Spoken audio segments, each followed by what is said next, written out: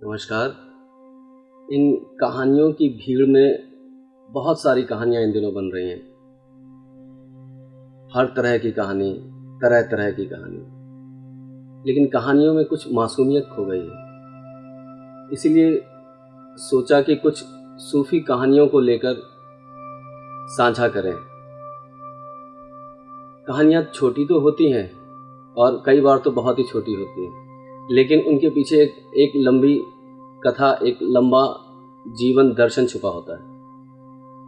तो इन सूफ़ी कहानियों की श्रृंखला में आज जो कहानी कहने जा रहे हैं, ये हमें बहुत ही प्रिय है। कहानी कुछ इस प्रकार है। एक छोटा बच्चा है, वो बहुत ही ज़्यादा गुड़ खाता है, मीठे का इतना शौकीन है कि कुछ भी खाने को दे दो, अगर उसकी जगह गुड़ है तो गुड़ के आगे सब फीका। हर चीज़ में उसे गुड़ तो चाहिए ही चाहिए, चाहे रोटी के साथ खाना हो, चाहे पानी के साथ पीना हो, खाने का पीने का कोई भी बहाना मिले, गुड़ तो साथ में होना ही चाहिए। इतना दीवाना था वो गुड़ का।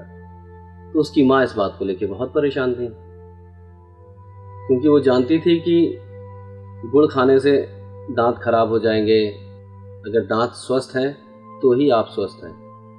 तो उन दांतों की चिंता उस माँ को बहुत थी। माँ ने कई बार कोशिश की, लेकिन कितना भी कहती, बच्चा उसकी बात ना मानता। उसके प्रेम में, उसके ममत्व में बच्चा मना कर देता और गुड़ खा लेता, और माँ कुछ कर भी ना पाती। वो देखती कि उसे कितना प्यारा है गुड़। तो किसी को इतनी चीज़ कोई प्यारी हो तो उसे देने से मना करना भी बड़ा मुश्किल है, और माँ के लिए तो बहुत बड़े साहस की बात है। तो तब भी वो कई बार उसे मना करती, बार बार टोकती कि नहीं बेटा मत खाओ, दांत खराब हो जाएंगे, कीड़े पड़ जाएंगे, फिर तुम क्या करोगे, दर्द होगा, परेशान होगे। लेकिन गुड़ की मिठास के आगे माँ की कोई भी दलील काम न करे। फिर माँ को पता चला कि नदी के किनारे एक फ़कीर रहता है, और फ़कीर की काफ़ी ख्याति थी। तो माँ ने सोचा इस बच्चे को लेके उस फ़कीर के पास जाएं, फ़कीर के पास शायद कोई युक्ति हो कि इसका ये गुड़ छूट सके। तो वो उसे लेके गई। जब पहली बार लेके गई उस फ़कीर के पास में, तो फ़कीर ने पूछा कि हाँ बताएं क्या हुआ। तो उसने कहा कि ये मेरा बच्चा है, ये बहुत गुड़ खाता है, इसे आप मना कर दें तो ये गुड़ खाना बंद कर देगा। तो फ़कीर ने बोला मेरे कहने से क्या होता है, कहा तो आपने भी बहुत बार है, लेकिन कहने से क्या होता है, क्या ये छोड़ देगा। तो माँ कहती है कि नहीं, आपके बारे में काफ़ी सुना है कि आपका कहा लोग टालते नहीं, और आप जब भी कहते हैं वो बात सत्य हो जाती है। अब गुरु भी परेशान, चिंतित कि अब मैं कैसे इसको कह दूं। और वो देख तो रहा था, लड़का तो उसके समक्ष था, वो देख रहा था कि लड़का गुड़ से सराबोर है, उसके प्रेम में सराबोर है, कैसे इसे मना करते। तो और फिर वो अपने अंदर झांक के देखता है कि अभी वो कहने की स्थिति में खुद भी नहीं है। तो वह उस माँ को कहता है कि माँ इसे आप ले जाओ, 1 हफ्ते के बाद आना, तब मैं कुछ करूँगा। माँ उसे वापस ले जाती है। 1 हफ्ते के बाद पुनः उस बच्चे के साथ में वापस आती है और कहती है अब बताएं।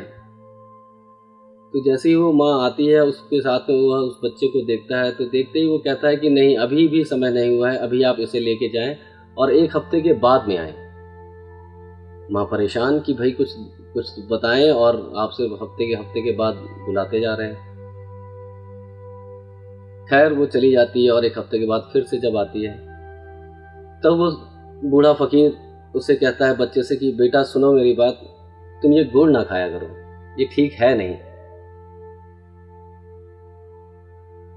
और बच्चा गुड़ छोड़ देता है। माँ उससे कहती है कि गुड़ खाओगे बेटा, बेटा बोलता है नहीं, अब मैं गुड़ नहीं खाऊंगा। तो माँ कहती है उस फ़कीर को कि ऐसे कैसे, आपने ये कैसे चमत्कार कर दिया कि आपने कहा और ये बच्चे ने मान लिया। तो और अगर यही बात कहनी थी तो आप 3 हफ्ते पहले कह सकते थे। फ़कीर हंसा, मुस्कुराया, उसने बोला कि 3 हफ्ते पहले मैं खुद भी गुड़ खाता था, कैसे इस बच्चे को मना कर देता कि तुम बच्चे गुड़ ना खाओ। तो इतनी सी कहानी है ये। सूफ़ी कहानियाँ होती तो बहुत छोटी हैं, और कभी भी कहीं भी वो ख़त्म हो जाती हैं, और उनका इस तरह अचानक से ख़त्म हो जाना ही और गहरे में सोचने को मजबूर कर देता है। और अगर आज हम लोग देखें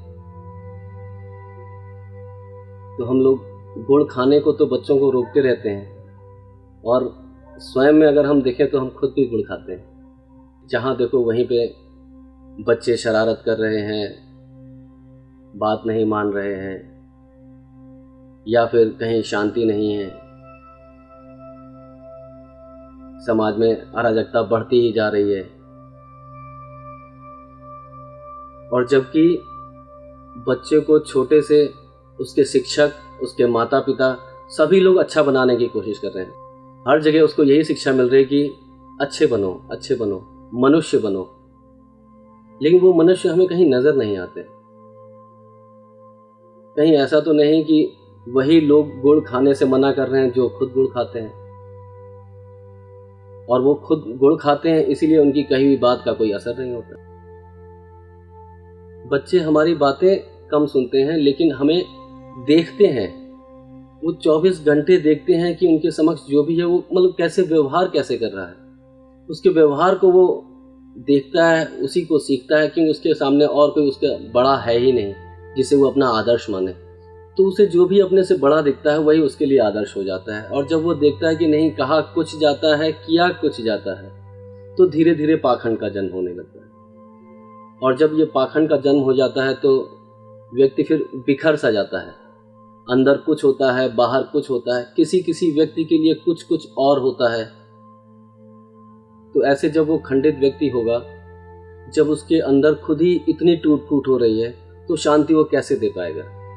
लेकिन जब वही दूसरे को कहता है कि नहीं, गुड़ मत खाना, इससे नुकसान होता है, तो दूसरा भी नहीं समझता है उस बात को, सुनता है और एक बार मुस्कुरा जरूर सकता है कि जो कहते तो हैं लेकिन खुद उस पर अमल नहीं करते। तो देखें, सोचें, विचारें इस छोटी सी कहानी के साथ में कि कैसे वो फकीर 3 हफ्ते का समय लेता है सिर्फ यही कहने के लिए कि बेटा गुड़ मत खाया करो। और एक और हम हैं कि 3 क्षण का भी समय नहीं लेते और दूसरे को तुरंत परामर्श देने लगते हैं। तो कोशिश करते हैं कि पहले हम खुद गुड़ छोड़ें, तब दूसरे को कहें कि गुड़ छोड़ दो, नुकसान करता है। नमस्कार।